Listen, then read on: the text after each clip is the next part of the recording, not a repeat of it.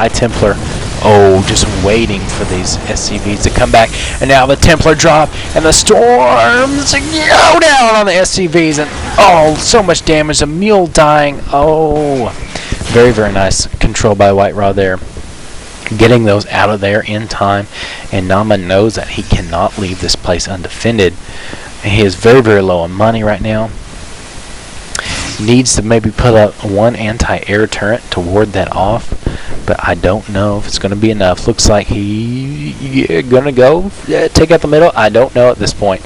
Looks like he's just wandering around aimlessly. He's like, oh my, White Raw, you're just in every place at once. Oh my goodness, I don't know where to be.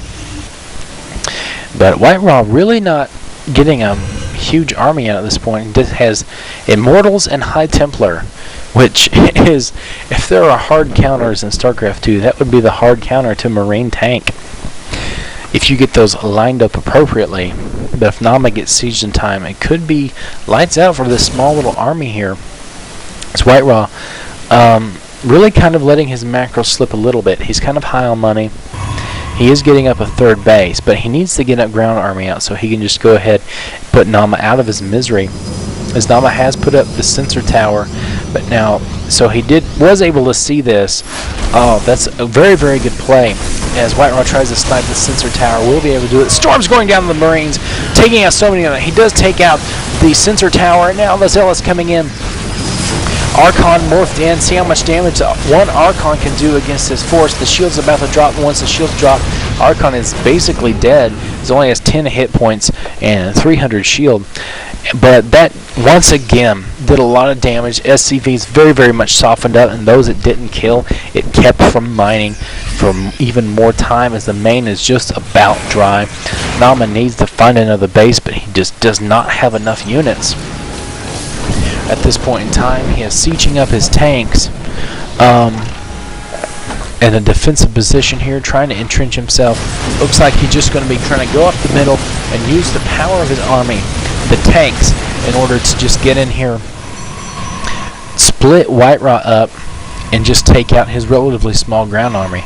However, he does have a lot of High Templar, and he has a lot of Immortals, so it'd be up to just control for Naama to see if he can actually make something happen here. We see probes are transferring down here to this mineral patch in the third base. Going to be getting this up. Very, very nice timing. We'll be getting guys in the gas very, very shortly. The sensor tower is back up for Mal's Naama. This will allow him to detect when the drop is coming. Very, very good play. I even like this better than having an anti-air turret, because if you have a turret and you have it like right here where this one's about to go down and you don't have anything else, you can just drop over here or over here and be fine. But my mouse is giving me some trouble at this point in time. But the sensor tower allows you to see what is going on.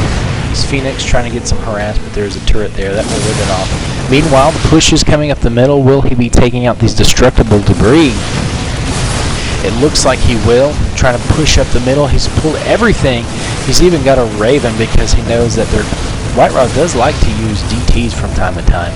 Maybe have that detection out there, because he really hasn't had a lot of good scouting on his opponent for quite some time. Kind of been stuck in his own little world.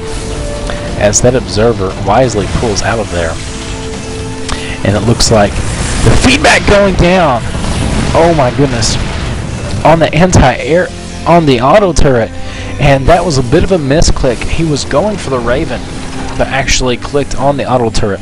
Kind of unfortunate for White Raw there, but very, very fortunate for Mal's Naama. As we see these Immortals backing up these High Templar. But right now the Raven does not have enough energy in order for the feedback to do any good. One Templar sneaking off to the side to come up, drop a critical storm. There goes the storm, softening up all of these units. As we turn the health bars off for just a moment, as you can see how softened up these are.